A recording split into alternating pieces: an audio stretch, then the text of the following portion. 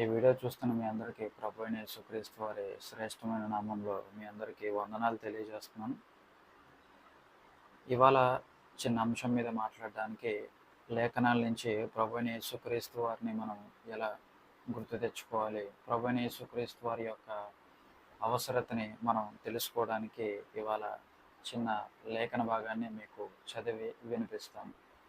దీనికంటే ముందు నేను ఒక చిన్న విషయాన్ని చెప్పాలనుకుంటున్నాను. చాలామంది సబ్బాత్ అంటే విశ్రాంతి దినం ఎప్పుడు చేయాలి, ఎందుకు చేయాలి, దేనికోసం చేయాలని చెప్పి చాలామంది చాలా విధాలుగా అడుగుతూ ఉంటారు. చాలా డినామినేషన్ వాళ్ళు చాలా విధాలుగా చేసుకుంటూ ఉంటారు. అయితే ఈ అసలైన సబ్బాతు అంటే అసలైన విశ్రాంతి దినం, అసలైన విశ్రాంతి ఎప్పుడు వస్తుంది అనేది మనం ఇవాళ లేఖనాల ద్వారా తెలుసుకుందాం. అసలు దేవుడు విశ్రాంతి దినాన్ని ఎందుకు చేశారు, దాని యొక్క ఉపయోగం ఏంటి, దానివల్ల మనకొచ్చే ఉపయోగం ఏంటి అనేది ఇవాళ లేఖన భాగంలో నేను వివరించి మీకు అర్థమయ్యే విధంగా వివరించే ప్రయత్నం చేస్తాను. అది అర్థమవడానికి మనకి పరిశుద్ధమైన బైబిల్ గ్రంథం నుంచి ఎహెచ్కేల్ గ్రంథం 20వ అధ్యాయం, ఎహెచ్కేల్ గ్రంథం 20వ అధ్యాయాన్ని కొంచెం ఒక విధంగా మనం ఆలోచిద్దాం. ఇది ఇశ్రాయేలీల పెద్దలు వచ్చి ఎహెచ్కేల్ని అడుగుతారు, మనం ఎప్పుడు ఈ చెర దీని నుంచి బయటకు రాగలం, దేవుడు ఏం చెప్పాలనుకుంటున్నాడు, దేవుడి యొక్క మాట నీకేం వివరిస్తుంది అని ఎహెచ్కేల్ని అడిగినప్పుడు దేవుడు ఎహెచ్కేల్తో మాట్లాడే మాట ఏంటంటే, యెహోవా వాక్కు నాకు ప్రత్యక్షమై ఇలాగూ సెలవిచ్చెను, నరపుత్రుడా, నీవు ఇశ్రాయేలు పెద్దలతో ఇట్లనుము, ప్రభువగు యెహోవా సెలవిచ్చినదేమనగా, నా యొద్ద విచారణ చేయుటకు మీరు వచ్చుచున్నారే, నా జీవము తోడు నా వలన ఏ ఆలోచనైనను మీకు దొరకదు. ఇదే ప్రభువగు యెహోవా వాక్కు. వారికి న్యాయము తీర్చుదువా? ప్రశ్నార్థకం. నరపుత్రుడా, వారికి న్యాయము తీర్చుదువా? వారి పితరులు చేసిన హేయకృత్యములను వారికి తెలియజేయుము.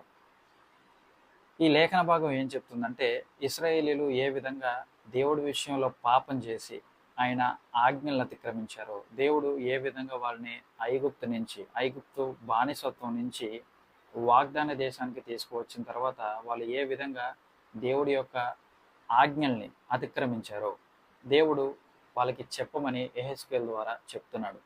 అయితే ఇప్పుడు మనం ఇందులో అర్థం చేసుకోవాల్సిన విషయం ఏంటంటే, దేవుడు ఇందులో సబ్బాతు గురించి అంటే విశ్రాంతి దినం గురించి కొన్ని విషయాలు చెప్తారు.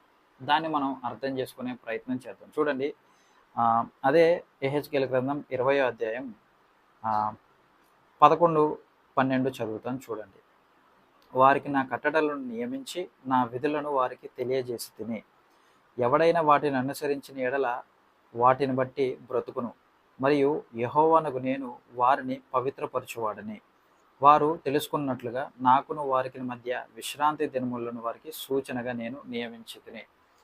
ఇక్కడ దేవుడు ఏం చెప్తున్నాడంటే, విశ్రాంతి దినం అంటే పవిత్రతకి గుర్తు. అయితే దీనికి కావాల్సిన వివరణ అనేది నేను ఇంకా ఇస్తాను. అయితే దేవుడు విశ్రాంతి దినానికి సంబంధించిన కొన్ని గ్లిమ్స్ అంటే దాని యొక్క ప్రాధాన్యత ఏంటి అనేది యూదులకి, ఇశ్రాయేలీలకి దేవుడు చెప్తున్నాడు. ఏంటంట, నేను వారిని పవిత్రపరచువాడనని వారు తెలుసుకున్నట్లుగా నాకును వారికి మధ్య విశ్రాంతి దినములను వారికి సూచనగా నియమించి తిని. విశ్రాంతి దినం అనేది ఏంటంటే ఒక పవిత్రమైన సూచన కింద దేవుడు ఇశ్రాయేలీలకి ఒక నియమ ఆజ్ఞని ఇచ్చాడు. అయితే చూడండి, ఇంకా అదే అధ్యాయంలోనికి ఇంకా చూస్తే 20వ వచనం చూడండి, నేను మీ దేవుడైన యెహోవానని మీరు తెలుసుకున్నట్లు ఆ విశ్రాంతి దినములను నాకును మీకును మధ్య సూచనగా ఉండును. అయినను ఆ జనులు సహా నా మీద తిరుగుబడి తామనుసరించిన బ్రతుకువలనని నేనిచ్చిన నా కట్టడలను అనుసరింపకయు నా విధులను గైకొనకయు నేను నియమించిన విశ్రాంతి దినములను అపవిత్రపరిచిరి గనుక వారు అరణ్యంలో ఉండగానే నేను నా రౌద్రాగ్ని వారి మీద కుమ్మరించి నా కోపం వారి మీద తీర్చుకుందునని అనుకుంటుని. మీకు అర్థమయ్యేలా చెప్పాలంటే, ఈ విశ్రాంతి దినాన్ని యూదులు ఇశ్రాయేలీలు ఆయన ఆజ్ఞల్ని అతిక్రమించారు.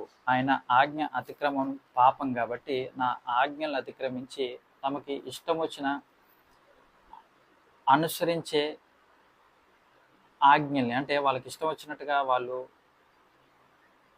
కొన్ని నియమాలు పెట్టుకున్నారు కాబట్టి దాని ద్వారా నేను సంతృప్తి పడేవాడిని కాదు.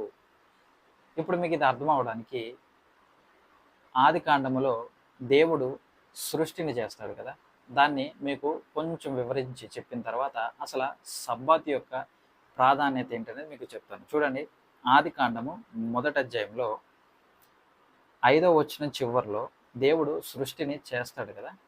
6 దినాల్లో సృష్టిని చేసి 7వ దినాన్ని దాన్ని పవిత్రపరుస్తాడు. అయితే ఈ 6 దినాల సృష్టిలో దేవుడు కొన్ని విషయాలు మనకి చెప్పాడు. దాన్ని మనం కొంచెం వివరంగా ఇంకా లోతుగా అర్థం చేసుకుందాం. చూడండి, ఆది కాండం 1వ అధ్యాయం 1వ వచనం, ఆది కాండం 1వ అధ్యాయం 5వ వచనం చివరిలో దేవుడు మొదటి దినాన్ని చేసిన తర్వాత ఏం చేశారు చూడండి. అస్తమయము ఉదయము కలగగా ఒక దినమాయను. మొదటి దినం జరిగింది. రెండవ దినం 8వ వచనం చివరి వచనం. అస్తమయము ఉదయము కలగగా రెండవ దినం ఆయను. మొదటి దినం అయితే అయ్యింది, రెండవ దినం కూడా అయ్యింది. మూడవ దినం చూడండి, 13వ వచనం. అస్తమయము ఉదయము కలగగా 3వ దినం ఆయను. ఇప్పటికీ 3 దినాలు అయినాయి. 19వ వచనం చూడండి. అస్తమయము ఉదయము కలగగా 4వ దినం ఆయను. ఇప్పుడు 5వ వచనం చూడండి, 23వ వచనం. అస్తమయము ఉదయము కలగగా 6వ దినం ఆయను. ఇప్పుడు 31వ వచనం చూడండి.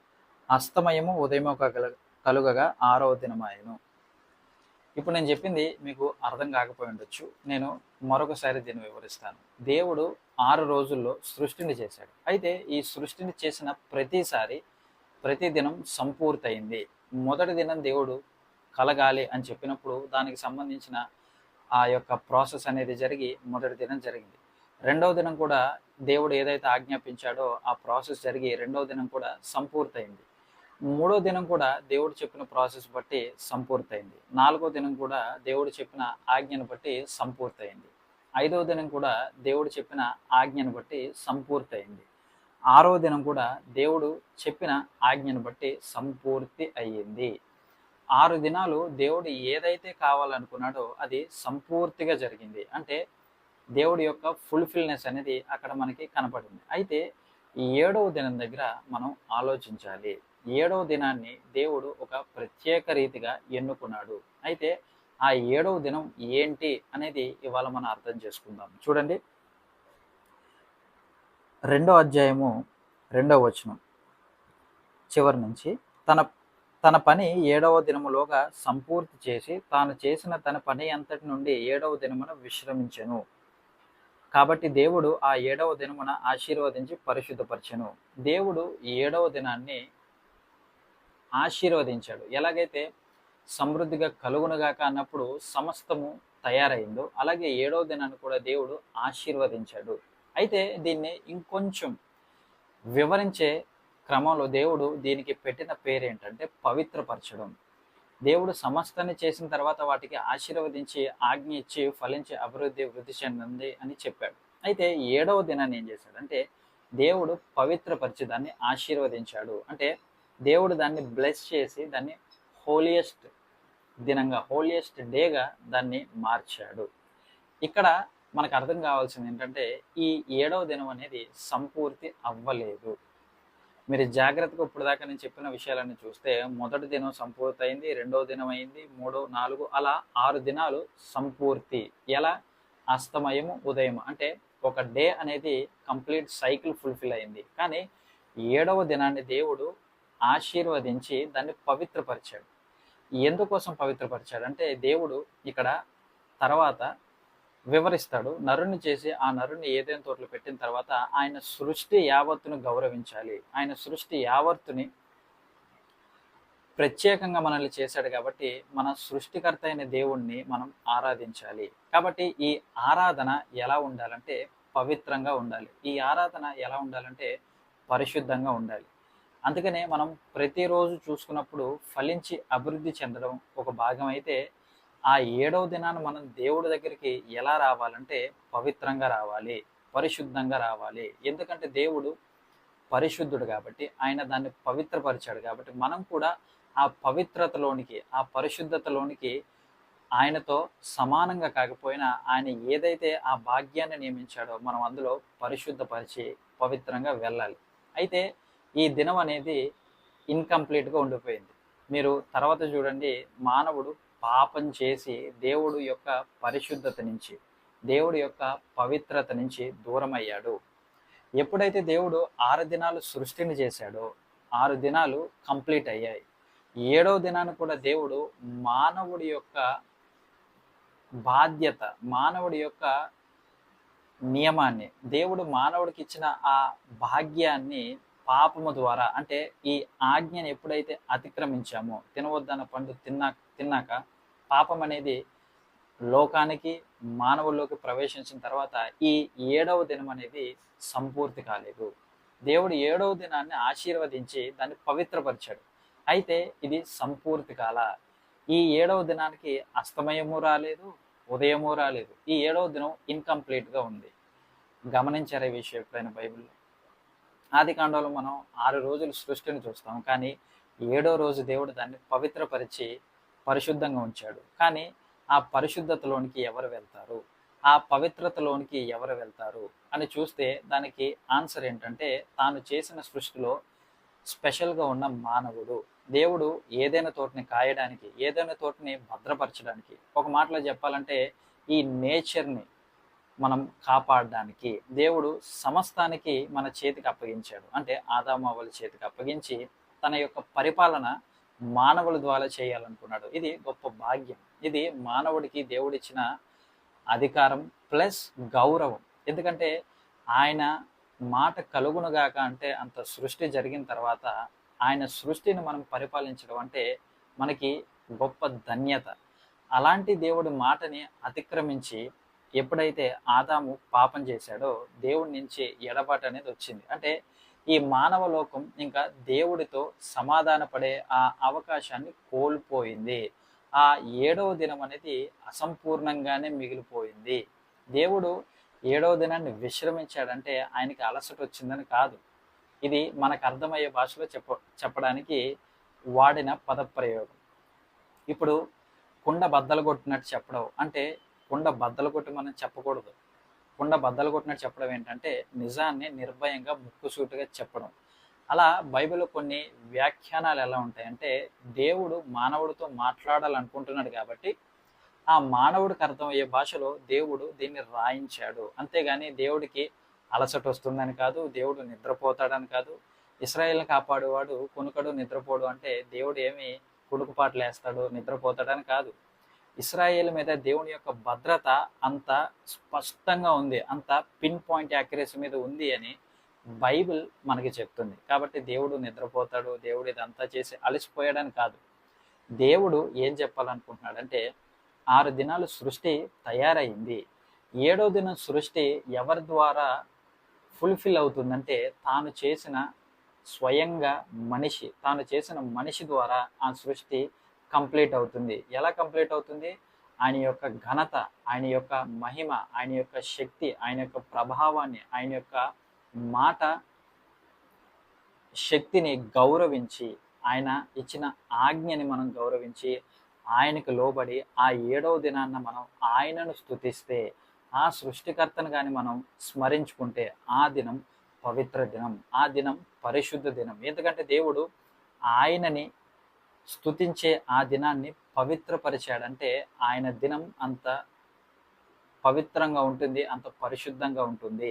ఆయన తయారు చేసిన రోజు కూడా పవిత్రంగా ఉంటుంది. ఎందుకంటే మనం ఆయన స్తుతుల్ని పవిత్రంగా అర్పించాలి, మనం ఆయనతో ప్రార్థన పవిత్రంగా ఉండాలి, మనం ఆయనతో సత్సంబంధం పరిశుద్ధంగా ఉండాలి. ఇది దేవుడు ఆది కాండంలో రాయించాడు. ఈ 7వ దినం అసంపూర్తిగా ఉండడానికి కారణం ఏంటంటే మానవుడు పాపం చేసి దేవుడు ఉగ్రతకు లోనయ్యి దేవుడి నుంచి దూరం అయ్యాడు. అయితే ఈ 7వ దినం అనేది ఇంకా అసంపూర్ణంగానే ఉంది, ఇన్కంప్లీట్గానే ఉంది. అయితే ఈ 7వ దినాన్ని సంపూర్తి చేసే మానవుడు ఎక్కడా లేడు. ఎందుకంటే నీతిమంతుడు లేడు, ఒక్కడు లేడని బైబిల్ చెప్తుంది. ప్రతి ఒక్కరూ నడినెత్తి మొదలుకొని అరికాలు వరకు పాపం చేసి ఉన్నారని బైబిల్ మనకి చెప్తుంది. కాబట్టి మనకి దేవుడికి మధ్య మన పాపాలు అడ్డుగోడగా ఉన్నాయి. కాబట్టి ఆ అడ్డుగోడ ఏం చేస్తుందంటే దేవుడి నుంచి మనకి శాశ్వత దూరాన్ని పెంచి మన యొక్క స్థుతి కానీ, మన యొక్క దేవుణ్ణి చూసే ఆ విధానం కానీ మార్చేస్తుంది. కాబట్టి దేవుడు ఈ అసంపూర్ణమైన ఈ స్థితి నుంచి సంపూర్ణ స్థితికి తీసుకురావాలంటే ఒక మార్గాన్ని చూపించాలి. దేవుడు ఈ విశ్రాంతి దినాన్ని ఆచరించేలా చేయాలంటే నిజమైన విశ్రాంతిలోనికి ఒకరిని తీసుకురావాలి. ఆ నిజమైన విశ్రాంతి ఎవరంటే ప్రభువైన యేసుక్రీస్తు వారు. ఆ వాక్యము శరీరధారిగా కృప సత్య సంపూర్ణతను ధరించుకుని ఈ భూమి మీదకి మన కోసం దేవాది దేవుడు నరావతారిగా ఇన్కార్నేషన్ అయ్యాడు. కాబట్టి ఈ 7వ దినం అనేది విశ్రాంతికి సూచన. దేనికి విశ్రాంతికి సూచన? సృష్టికర్తను ఆరాధించే సూచన. ఈ విశ్రాంతి దినం పవిత్రతకు సూచన. ఈ విశ్రాంతి దినం ప్రభు యొక్క పరిశుద్ధతకు సూచన. అయితే రాను రాను ఇశ్రాయేలీయులు దీన్ని అతిక్రమించారు. వాళ్ళు కట్టుబడులు మార్చుకుని వాళ్ళకి ఇష్టం వచ్చిన ఆచారాలు ఇవన్నీ పెట్టుకుని ప్రభు అయిన దేవుణ్ణి యెహోవా యొక్క విశ్రాంతి దినాన్ని వాళ్ళ ఇష్టం వచ్చినట్టు వాళ్ళకి చేశారు. ఇంకా మీకు అర్థమయ్యేలా చెప్పాలంటే ఆనాడు కాలంలో ఈ బానిసలు ఎవరైతే ఉన్నారో, అంటే ఆనాడు కాలంలో బానిస వ్యవస్థ ఉండేది కాబట్టి ఎవరైతే ఇశ్రాయేలీలో బానిసలుగా ఉన్నారో వాళ్ళు నిజంగా అదృష్టవంతులు. ఎందుకంటే ఆనాడు కాలంలో ప్రతి ఒక్కరికి ప్రతిరోజు పని చేసుకోవాలి. అంటే పని అంటే మనలా ఇప్పుడు జాబ్కి వెళ్ళి రావడం కాదు. ఆ పని చాలా కఠినమైన పని. బానిసని ఎలా ట్రీట్ చేస్తారో మనకు తెలుసు కదా. అలాంటి బానిస బ్రతుకు నుంచి ఇశ్రాయేలీలోనికి బానిసత్వంలోనికి రావాలి అంటే ఇశ్రాయేలీలో ఆ బానిసత్వంగా ఉండి పని చేయడానికి మొగ్గు చూపేవారు. కారణం ఏంటంటే 6 రోజులు పనిచేసి 7వ రోజు ఇంటి యజమాని మొదలుకొని తన ఇంట్లో ఉండే జంతువు ఏ పని చేయకూడదు. కారణం ఏంటంటే విశ్రాంతి. 6 దినాలు మనం పనిచేసి 7వ దినాన్ని మనం రిలాక్స్ అవ్వాలి. రిలాక్స్ అంటే పడుకుని హ్యాపీగా ఉండడం కాదు. 7వ దినాన్ని మనం సమయాన్ని వెచ్చించి మన సృష్టికర్తను గౌరవించాలి. ఎందుకంటే దేవుడు 6 దినాలు చేసి 7వ దినాన్ని పరిశుద్ధపరిచాడు. అంటే 6 దినాలు పని చేయడానికి దేవుడు మానవుడికి అవకాశం ఇచ్చాడు. కాబట్టి పని అనేది మానవుడి బాధ్యత. ఆ పనికి సంబంధించిన కృపని ఎవరైతే ఇచ్చారో, ఆ పనికి సంబంధించిన శక్తిని ఎవరైతే ఇచ్చారో, ఆ పనికి సంబంధించిన ఆశీర్వాదాన్ని ఎవరైతే ఇచ్చారో, ఆ పనికి సంబంధించిన సమస్త ఘనత ఎవరైతే ఇచ్చారో ఆ ఘనత మన వల్ల రాలేదు, ఈ దేవుడు వల్ల వచ్చింది. కాబట్టి 7వ దినాన్ని ఏం చేయాలంటే ఈ సమస్త మహిమ ఘనత ప్రభావాలు నా వల్ల రాలేదు ప్రభువా, ఇది నీవిచ్చిన భిక్ష, ఇది నీవిచ్చిన ఆధారం. కాబట్టి 7వ దినాన్ని ప్రతి ఇంటి యజమాని మొదలుకొని ప్రతి బానిస దాకా విశ్రాంతి తీసుకోవడం అంటే తన స్వయ పనిని అంటే తన వృత్తి ధర్మాన్ని ఆ రోజు ఆపాలి. ఆపి ఈ 6 దినాలకి సంబంధించిన కృపని ఏ దేవుడైతే ఇచ్చాడో ఆ సృష్టికర్త సృష్టిని చూస్తూ ఆ సృష్టిని గౌరవించాలి. ఇది అసలైన విశ్రాంతి యొక్క ఆన్సర్. దేవుడు ఏం కోరుకున్నాడంటే ఈ మానవుల్ని తన సృష్టిని చేసిన ఆ దేవుడు ఆ సృష్టికర్తను గౌరవించే విధంగా, ఆ సృష్టిని చూసే విధంగా, ఆ గౌరవాన్ని ఆ దేవుడికి ఆపాదించే విధంగా ఈ సబ్బాతు దినాన్ని దేవుడు ఇచ్చాడు. అయితే రాను రాను ఇశ్రాయేలీయులు దీన్ని అతిక్రమించారు. అంటే దేవుడు చెప్పే ఆ నియమాన్ని అతిక్రమించారు. చాలామంది ఏమంటారంటే విశ్రాంతి దినాన్ని దేవుడు ఏదైనా పని చేస్తే రాళ్లతో కొట్టి చంపమన్నాడు, ఈ దేవుడు ఎంత కఠినాత్ముడు అనుకుంటారు. నేను ఒక విషయం ఏం చెప్తున్నానంటే విశ్రాంతి దినాన్ని దేవుడు కనీసం జంతువును కూడా పనిచేయొద్దన్నాడు, కనీసం బానిసను కూడా పనిచేయొద్దన్నాడు, కనీసం యజమాని కూడా పనిచేయొద్దన్నారు. అంటే ప్రతి ఒక్కరికి సమానత్వం ఇచ్చాడు. అయితే దేవుడిచ్చిన ఈ సమానత్వాన్ని నువ్వు గౌరవించకపోతే నువ్వు ఆయన చేసిన సృష్టిని గౌరవించినట్టే. అదొకటి మీరు మనసులో పెట్టుకోవాలి. ఆయన సమానత్వాన్ని నువ్వు గౌరవించినప్పుడు, ఆయన పెట్టిన నియమాన్ని నువ్వు గౌరవించినప్పుడు ప్రతి మనిషికి కావాల్సిన సమానత్వాన్ని నువ్వు ధిక్కరించినట్టే, ఆయన చేసిన సృష్టి ధర్మాన్ని ధిక్కరించినట్టే. ఎందుకంటే అలా ధిక్కరించినప్పుడు నీవు ఈ మాట వినకపోతే రాను రాను ఈ మాట నిర్లక్ష్యంగా మారి నీ సమస్త దేశం, నీ సమస్త జనాలు, నీ సమస్త ఇల్లు, నీ సమస్త దాసులు, ఆఖరికి నీ సమస్త జంతువులు కూడా ఈ మాటని అతిక్రమిస్తాయి. కాబట్టి ఈ నిర్లక్ష్య భావం అనేది ఉండకూడదు. ఎందుకంటే ఈ ప్రపంచంలో ఇప్పటికీ ఈ సృష్టిని ఎవరు చేశారనేది అంతు చిక్కని ప్రశ్న. సైంటిస్టులు కొన్ని వందల వేల సంవత్సరాలు బిగ్ బ్యాంగ్ థియరీ ద్వారా జరిగిందని వాళ్ళు అంటారు కానీ ఒక్క ప్రూఫ్ అనేది కూడా చూపించరు. కానీ ఆది యందు దేవుడు భూమి ఆకాశాలను సృజించాడు అని స్పష్టంగా ఆయన చెప్పినప్పుడు ఆ సృష్టిని మనం గౌరవించాలి. ఆ నియమాన్ని మనం అతిక్రమించకూడదు. ఏ మాటతో అయితే కలుగును గాక అని దేవుడు చెప్పాడో ఆ మాటని మనం మీరినప్పుడు ఖచ్చితంగా దేవుడు ఉగ్రత మన మీద పడుతుంది. కాబట్టి అందులో న్యాయం ఉంది. ఎందుకంటే దాసులు మొదలుకొని జంతువులు మొదలుకొని పిల్ల పాప పెద్ద ముసలి ముతక ప్రతి ఒక్కరూ దేవుడు విశ్రాంతిని అనుభవించాలి. అది గొప్ప ధన్యత. ప్రతి ఫ్యామిలీ ప్రతి కుటుంబం కూడా కూర్చుని దేవుడి యొక్క ఆ సృష్టిని దేవుడి యొక్క నియమాన్ని గౌరవించుకుంటూ దేవుని యొక్క ఈ అద్భుతమైన సృష్టిని తలుచుకుంటూ దేవునికి కృతజ్ఞతాస్థుతులు చెల్లించి ఆయనకు ప్రార్థించి ఆయనను గణపరచడం అంటే ఇది అసలైన భాగ్యం. దీన్నే దేవుడు పరిశుద్ధత అంటాడు. దీన్నే దేవుడు పవిత్రత అంటారు. దీన్నే దేవుడు విధేయత అంటాడు. దీన్నే దేవుడు ఆజ్ఞ అతిక్రమించకుండా ఆయన మాట వినడం అంటాడు. కాబట్టి ఆజ్ఞ అతిక్రమం అంటే సబ్బాతు దినాన్ని పని చేయడం అని కాదు. దేవుడు 6 రోజులు పనిచ్చినప్పుడు 7వ రోజు నువ్వు దేవుడు కేటాయించడం న్యాయం. 7వ రోజు కూడా నువ్వు దొంగలించావంటే అది దొంగతనం. దొంగతనానికి మరి శిక్ష వద్దా? మాట అతిక్రమిస్తే శిక్ష వద్దా? పాపానికి శిక్ష వద్దా? దేవుడు ఆ విధంగా ప్రతి ఒక్కరికి ఈక్వాలిటీ రావాలి. ఇశ్రాయేలీల్లో ప్రతి బానిస మొదలుకొని యజమానుడి దాకా 7వ దినాన సమానంగా ఉండాలి. ప్రతి ఒక్కరు నా మందిరానికి సమానత్వంతో రావాలి. చిన్న పెద్ద ముసలి ముతక జాతి మత కుల భేదాలు లేవు ఇక్కడ. 7వ రోజు ప్రతి ఒక్కరు నా సృష్టి భాగం. 7వ దినాన్ని నేను మీ అందరిని సృష్టించిన దేవుణ్ణి. కాబట్టి నన్ను గౌరవించండి. నన్ను గుర్తించి నా సన్నిధిలోనికి మీరు పవిత్రంగా రావాలి. నా సన్నిధిలోనికి మీరు పరిశుద్ధంగా రావాలని దేవుడు 7వ దినాన్ని ఆశీర్వదించి దాన్ని విశ్రాంతి దినంగా ప్రకటించాడు.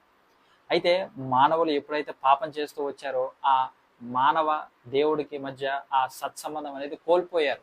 కాబట్టి 7వ దినాన్ని ఇంకా ఇంకా ఇంకా అపవిత్రమైంది, ఇంకా అపరిశుద్ధమైంది, ఇంకా అయోమయంగా ఉంది.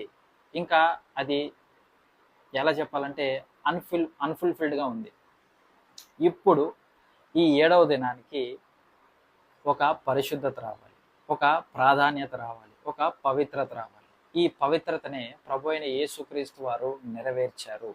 ఆయన లేఖనాల్ని కొట్టివేయడానికి రాలేదు, కానీ లేఖనాల్ని నెరవేర్చడానికి వచ్చాడు. కాబట్టి ప్రభు అయిన యేసుక్రీస్తు వారు విశ్రాంతి దినానికి ప్రభువు, ఆయన యజమానుడు. అంటే సరాసరి ఆయన ఏం చెప్తున్నాడంటే విశ్రాంతి దినాన్ని తయారు చేసింది నేనే. యజమానుడు అంటే ప్రతి దాని మీద అధికారం ఉన్నవాడు. యజమానుడు అంటే క్రియేటర్, సృష్టికర్త. ఈ విశ్రాంతి దినానికి ప్రభువు నేనే. ఇదిగో దేవాలయం కంటే గొప్పవాణ్ణి నేనున్నాను, సొలొమోను కంటే గొప్పవాణ్ణి, విశ్రాంతి దినానికి ప్రభువును నేను అని ప్రభు అయిన యేసుక్రీస్తు వారు చెప్పడంలో ఈ శాస్త్రులు కానీ పరిసయ్యులు కానీ కొంచెం అభ్యంతరపడ్డారు. కారణం ఏంటంటే వాళ్ళు లేఖనాన్ని అర్థం చేసుకోలేకపోయారు. దేవుడు 7వ దినాన్ని పవిత్రపరిచి పరిశుద్ధపరిచాడు. అయితే సమస్త భారం మోస్తున్న ప్రజలారా, ప్రయాసపడి భారం మోస్తున్న సమస్త జనులారా, నా యొద్దకు రండి, నేను మీకు విశ్రాంతినిస్తాను. ఈ విశ్రాంతి భౌతికమైన విశ్రాంతి కాదు.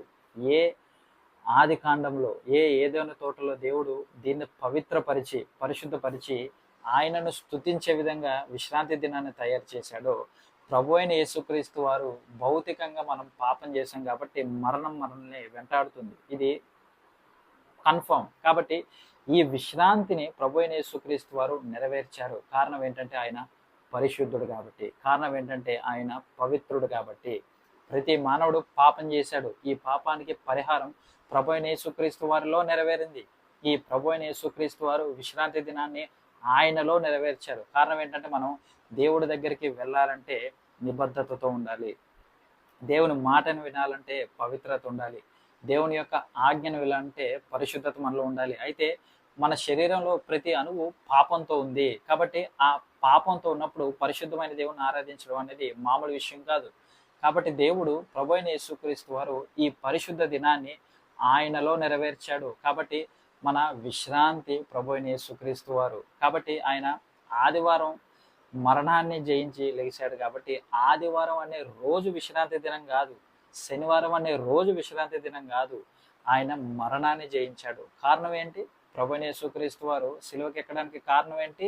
సమస్త మానవాళి ప్రజల కోసం, సమస్త మానవాళి అంటే అందరి కోసం ఆయన పాపము నిమిత్తము ప్రాయశ్చిత్తం చేశాడు. ఇప్పుడు దేవుడు ఏదైతే ఆ విశ్రాంతి అన్నాడో, అంటే దేవుడితో సత్సంబంధం ఏదైతే ఉందో ప్రభు అయిన యేసుక్రీస్తు వారిలో నెరవేరింది. ఆయన మధ్యవర్తిగా మనకి తండ్రికి మధ్య ఆ విభేదాన్ని అనేది పరిశుద్ధపరిచారు, పవిత్రపరిచారు. కాబట్టి మనకి యాకోబు కళలో చూసుకుంటే ఆ నిచ్చెన ఏదైతే ఎక్కుతా దిగుతా ఉందో ఆ నిచ్చెన ప్రభు అయిన యేసుక్రీస్తు వారు. ఆ నిచ్చెనకి సాదృశ్యం ప్రభు అయిన యేసుక్రీస్తు వారు. ఆయన పవిత్రతను బట్టి మనం దేవుని దగ్గరికి వెళ్ళగలం. కాబట్టి ఈ పరిశుద్ధ విశ్రాంతి ఏంటంటే, నిజమైన సబ్బాత్ ఏంటంటే కృప. నిజమైన సబ్బాత్ ఏంటంటే ధర్మశాస్త్రం కాదు. అందుకే దేవుడు అంటాడు కదా, నేను బలిని కోరువాడని కాదు కానీ కృపను కోరుతున్నాను. అంటే ఈ సబ్బాతుని మీరితే మరణం. అయితే దేవుడు ఏమంటున్నాడంటే మరణం కాదు, మరణం అంటే ధర్మశాస్త్రం. ధర్మశాస్త్రంలో చెప్పిన ప్రతి ఆజ్ఞ వినకపోతే మరణానికి పాత్రలు అవుతాం. ఇప్పుడు కూడా మనకి ధర్మశాస్త్రం ఉండుంటే మనం ఏ పాటికో మరణానికి పాత్రలం అయ్యేవాళ్ళం. కాబట్టి ఈ ధర్మశాస్త్రాన్ని ఆయనలో నెరవేర్చి నిజమైన విశ్రాంతి ప్రభువైన యేసుక్రీస్తు వారిలో ఉంది. ఇది ఆత్మీయమైన విశ్రాంతి. ఏ పాపం ద్వారా ప్రతి మనిషి మరణిస్తున్నాడో ఆ పాపం బంధకాల నుంచి విముక్తి పొంది అసలైన పరిశుద్ధత, అసలైన పవిత్రతతో మనం దేవుణ్ణి పరలోకంలో స్తుతించాలంటే మన శరీరం కాదు. మనం దేవుణ్ణి స్తుతించడానికి ఈ పాపపు శరీరంతో ఆయనకు వెళ్ళలేం. మనల్ని పవిత్రపరిచే ఒక విధానం కావాలి, మనల్ని పరిశుద్ధపరిచే ఆ విధానం కావాలి. ఆయనే ప్రభు అయిన యేసుక్రీస్తు వారు. కాబట్టి ఈ ప్రభు అయిన యేసుక్రీస్తు వారు మనల్ని పవిత్రపరిచారు. నిజమైన విశ్రాంతి. విశ్రాంతి అంటే ఏం లే, దేవుణ్ణి స్తుతించే ఆ విధానం, పవిత్రపరిచే ఆ విధానం, ఆరాధించే విధానం, పరిశుద్ధంగా ఉండే ఆ విధానాన్ని దేవుడు ప్రభు అయిన యేసుక్రీస్తు వారు నెరవేర్చారు. కాబట్టి ఇదిగో నేను విశ్రాంతి దినానికి ప్రభువును, అంటే నేను యజమానుడిని, నన్ను నమ్మితే విశ్రాంతి, నన్ను అంగీకరిస్తే విశ్రాంతి. ఈ విశ్రాంతి పరిశుద్ధత ద్వారా ఏర్పరచబడుతుంది. ఈ విశ్రాంతి పవిత్రత ద్వారా ఏర్పరచబడుతుంది. కాబట్టి దేవుడు చేసిన ఆ 7వ దినం ఎక్కడ సంపూర్తి అయిందంటే ప్రభు అయిన యేసుక్రీస్తు వారిలో సంపూర్తయింది. ఇది రోజు కాదు, ఇది ఒక సమయంలో సంపూర్తి అవ్వాల, ఇది దేవాది దేవునిలోనే సంపూర్తయింది. కాబట్టి ఈ సబ్బాతు మనకి ఏం చెప్తుందంటే దేవునిలో ఉండే విధానం, దేవుడితో గడిపే విధానం, దేవుడితో నడిచే విధానం. ఈ నడిచే విధానాన్ని మానవుడు తన పాపం ద్వారా కోల్పోయాడు. కాబట్టి ప్రభు అయిన యేసుక్రీస్తు వారు ప్రతి మానవాళి పాపం కోసం తన రక్తాన్ని చిందించి ఆయనలో ఈ విశ్రాంతి దినాన్ని సంపూర్తి చేశాడు. ఎవరైతే ప్రభు అయిన యేసుక్రీస్తు వారిని నమ్ముకుంటారో ఆయనలో మనం విశ్రాంతి పొందుతాం. కారణం ఏంటంటే పాపం మనల్ని వెళ్తుంది కాబట్టి మనం ఒకనొక రోజు మరణిస్తాం. అయితే ప్రభు అయిన యేసుక్రీస్తు వారు ఆ విశ్రాంతిలోనికి, ఏ ఆదికాండంలో దేవుడు ఆయనను స్తుతించే విధాన్ని కోరుకున్నాడో ఆ స్తుతించే విధానానికి మన ఆత్మల్ని పవిత్రపరిచి ఆయన సన్నిధిలోనికి మనల్ని తీసుకువెళ్తారు. కాబట్టి లేవ్యకాండంలో మనకి అద్భుతమైన మాట ఉంటుంది కదా, నేను పరిశుద్ధుని గనుక మీరు కూడా పరిశుద్ధులై ఉండి నన్ను సేవించాలి అని. ఆ పరిశుద్ధతకి నిర్వచనం సబ్బాత్. సబ్బాత్ అంటే విశ్రాంతి, సబ్బాత్ అంటే పవిత్రత, సబ్బాత్ అంటే పరిశుద్ధత. ఇదంతా ఏ మానవుల్లోనూ నెరవేర్చబడాల. అందుకే అది ఇంకా ఇన్కంప్లీట్గా ఉంటే దాన్ని ప్రభు అయిన యేసుక్రీస్తు వారు తనలో సంపూర్తి చేశాడు. ఇప్పుడు ఆ రోజు అనేది సంపూర్తయింది. సబ్బాత్ అనేది రోజు కాదు, సబ్బాత్ అనేది సమయం కాదు, సబ్బాత్ అనేది మనం దేవుడికి చూపే విధేయత. ఈ విశ్రాంతి ప్రభు అయిన యేసుక్రీస్తు వారిలో ఉంటుంది. ఈ విశ్రాంతి ప్రభు అయిన యేసుక్రీస్తు వారి మాటల్లో ఉంటుంది. ఈ విశ్రాంతి ప్రభు అయిన యేసుక్రీస్తు వారి ఆజ్ఞలు వినడంలో ఉంటుంది. ఈ విశ్రాంతి బైబిల్ చదవడంలో ఉంటుంది. కాబట్టి ప్రతి మానవుడు పాపంలో ఉన్నాడు కాబట్టి ఆ మానవాళి విమోచనకు ప్రభు అయిన యేసుక్రీస్తు వారు ప్రాణం పెట్టారు. కాబట్టి ఈ ఇన్కంప్లీట్గా ఉన్న ఈ సబ్బాతుని, ఈ ఘనత, మహిమ, ప్రభావం మనం ఆయనకి చెల్లించాలి. అప్పుడే అసలైన పరిశుద్ధతలోనికి మనం వెళ్తాం. చూడండి, ఇంకా అద్భుతమైన మాట ఉంది. మత్తయి సువార్త 11వ అధ్యాయం 28 నుంచి 30లో ఆయన ఏమంటున్నాడంటే, మనం ఆయన కాడిని ఎత్తుకోవాలి. ఏంటి ఆ కాడి? ధర్మశాస్త్రం అనే కాడి కాదు, ఆయన కృప అనే కాడి, ఆయన ఆజ్ఞలు, ఆయన పవిత్రమైన మాటలు, ఆయన నియమాల్ని మనం వింటున్నప్పుడు మనం ప్రభువుతో సమాధాన పడతాం. చూడండి, క్రీస్తుతో కలిసి కాడి ఎత్తుకుంటే మనకు విడుదల వస్తుంది, మనకి విముక్తి వస్తుంది, మనకి శాంతి వస్తుంది. ఆయన దగ్గర వినయంతో నేర్చుకుంటే మనం పవిత్రపరచబడతాం, మనం పరిశుద్ధతలోనికి అడుగులు వేస్తాం. అసలు ఈ సబ్బాతుకి అసలైన కారణం ఏంటి? ఈ సబ్బాతు మనకి ఏం చెప్తుందంటే, ఈ సబ్బాతు దేవుణ్ణి స్తుతించమని చెప్తుంది. ఈ సబ్బాతు దేవుణ్ణి పవిత్రంగా చూడమని చెప్తుంది. ఈ సబ్బాతు దేవుని యొక్క సృష్టిని ఆరాధించడం మానేసి సృష్టికర్తను ఆరాధించి ఆయనకు విధేయత చూపమని చెప్తుంది. కాబట్టి కోల్పోయిన ఆ సబ్బాతుని ప్రభు అయిన యేసుక్రీస్తు వారిలో నెరవేర్చారంటే గొప్ప ధన్యత. ఈ విశ్రాంతిలోనికి దేవుడు ప్రతి మానవుణ్ణి రావాలని కోరుకుంటున్నాడు. అందుకే కదా యెహెజ్కేలు గ్రంథంలో ఆయన అంటాడు, మానవుడు చనిపోతాం ఆయనకి ఇష్టం కాదు, మానవుడు చనిపోతే ఆయన ఆనందపడడు, ఎవరైతే నూతన హృదయం. చూడండి, అదే యెహెజ్కేలు గ్రంథంలో మీకు వివరిస్తాను. ఒక అద్భుతమైన మాట ఉంటుంది. అదే యెహెజ్కేలు గ్రంథం 19 అధ్యాయంలో ఒక అద్భుతమైన మాట ఉంటుంది. అది మీకు వివరిస్తాను. చూడండి, యెహెజ్కేలు గ్రంథము 18వ వచనం, క్షమించండి, 18వ వచనం, 31వ వచనంలో చివర చూడండి, మీరు జరిగించిన అక్రమ క్రియలన్నిటిని విడిచి నూతన హృదయమును నూతన బుద్ధి తెచ్చుకొనిది. మనం ఎప్పుడైతే ప్రభు అయిన యేసుక్రీస్తు వారిని నమ్మి పాప క్షమాపణ నిమిత్తము బాప్తిజం తీసుకుంటామో దేవుడు మనకి ఏం చేస్తాడంటే నూతన హృదయం, నూతన మనసు ఇస్తాడు. ఈ నూతన హృదయం, నూతన మనసు మనకి ఎప్పుడు ఇస్తాడంటే ఎప్పుడైతే మనం పాపాలను ఒప్పుకుంటామో, ఎప్పుడైతే మనం మన పాపాలను అంగీకరించి ప్రభు అయిన యేసుక్రీస్తు వారిలో మనం కడగబడతామో అప్పుడు పోయిన ఆ సబ్బాత్, ఆ పవిత్రత, నూతన హృదయం అంటే మళ్ళీ కడపటి ఆదామైన ప్రభు అయిన యేసుక్రీస్తు వారిలోనే అది మనకి లభిస్తుంది. కాబట్టి చాలామంది అనే విధంగా సబ్బాతు మనం శనివారం చేయాలా, ఆదివారం చేయాలా అని కాదు. నీకు నచ్చితే ఇప్పుడే చేసుకో, నీకు నచ్చితే దారిలో చేసుకో, నీకు నచ్చితే పొడుకుని చేసుకో, నీకు నచ్చితే ఎక్కడైనా చేసుకో. ప్రభు అయిన యేసుక్రీస్తు వారిని ఆరాధించడానికి సమయం సందర్భం కాదు.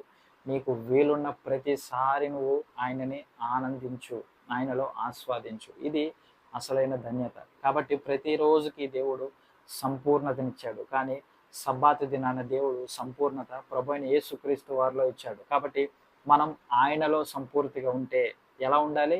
పవిత్రత, పరిశుద్ధత, ఆయన ఆజ్ఞలకి కట్టుబడి ఉంటే మనం నిజమైన విశ్రాంతిలోనికి వెళ్తాం. అది ఆత్మీయ విశ్వాసం ద్వారా, ఆత్మీయ నడక ద్వారా మనం వెళ్తాం. కాబట్టి ప్రభు అయిన యేసుక్రీస్తు వారి సువార్తను అంగీకరించండి. ప్రభు అయిన యేసుక్రీస్తు వారి మరణ త్యాగాన్ని అర్థం చేసుకోండి. ఆయన ప్రతి మానవాళి కోసం చేసిన ఆ త్యాగాన్ని, ఆ గొప్పతనాన్ని అర్థం చేసుకుని మన పాపాలని తీసే ఏకైక దేవుడు ప్రభు అయిన యేసుక్రీస్తు వారే అని గుర్తించి ఆయన విశ్రాంతిలోనికి మనం వెళ్తే దేవుడు ఏ విశ్రాంతినైతే తనలో నెరవేర్చాడో మనం కూడా ఆయనతో సమాధాన పడతాం, లేకపోతే ఆయన ఉగ్రతకు పాత్రులం అవుతాం. కాబట్టి ఈ విశ్రాంతి దినం, ఈ సబ్బాత్ ఏం చెప్తుందంటే ఇది రోజుల మీదో, పద్ధతుల మీదో, లేకపోతే మన చర్చకు పెట్టే ఈ నియమాల మీద ఆధారపడలేదు, నీ హృదయంలో ఆధారపడి ఉంది. నీకు ఎప్పుడైతే నూతన హృదయం వస్తుందో, నీకు ఎప్పుడైతే నూతన మనసు వస్తుందో ప్రభువు నిన్ను తన విశ్రాంతిలోనికి తీసుకువెళ్ళడానికి తన సాయశక్తులు ఆయన ప్రయత్నిస్తారు. కారణం ఏంటంటే అది పవిత్రతకు సంబంధించి, అది పరిశుద్ధతకు సంబంధించి. కాబట్టి ఈ పరిశుద్ధుడైన ప్రభు అయిన యేసుక్రీస్తు వారిని నమ్ముకుని మన పాపపు బంధకాల నుంచి మనం దూరంగా ఉండి విశ్రాంతి దినంలోనికి అడుగు పెడదాం. అప్పుడు నిజమైన విశ్రాంతి ఆయనలో నెరవేరుతుంది. కాబట్టి మనం శనివారం చేస్తామా, ఆదివారం చేస్తామా అనేది కాదు, నీ పూర్ణ హృదయంతో, నీ పూర్ణ మనసుతో నీ దేవుడైన యెహోవాను ఆనందించు. పూర్ణ హృదయం, పూర్ణ మనసు ఎప్పుడు వస్తుంది? మనం ఆయనలో కడగబడినప్పుడే. కాబట్టి విశ్రాంతి అనేది ఒక రోజు కాదు, విశ్రాంతి అనేది ఒక పద్ధతి కాదు, విశ్రాంతి అనేది ఒక సమయం కాదు. విశ్రాంతి అనేది ప్రభు అయిన యేసుక్రీస్తు వారు ఏ విశ్రాంతి దినాన్ని ఆది కాండంలో దేవుడు అసంపూర్ణంగా ఉంచాడో అది ప్రభు అయిన యేసుక్రీస్తు వారు నెరవేర్చారు. ఇది అసలైన విశ్రాంతి దినం. కాబట్టి ఈ విశ్రాంతి దినం ప్రభు అయిన యేసుక్రీస్తు వారిలో నెరవేరింది. కాబట్టి మనం ఎల్లప్పుడూ ఆయనలో ఆనందిద్దాం, ఆయన సృష్టిని గౌరవిద్దాం, ఆయనకి అధికారం ఇద్దాం, మనం ఆయనకి లోబడదాం, మన పాపాల నుంచి దూరంగా ఉందాం. ప్రభువైన యేసుక్రీస్తు వారిని నమ్ముకుందాం. ఇది అసలైన విశ్రాంతికి కారణం. ఇది అసలైన సబ్బాతు దినానికి కారణం. దేవుడు ఈ వాక్యాన్ని మీ వినికిడిలో ఫలింపజేసి మీ అందరికీ అర్థమయ్యే విధంగా దీవింపజేయనుగాక. ఆమేన్.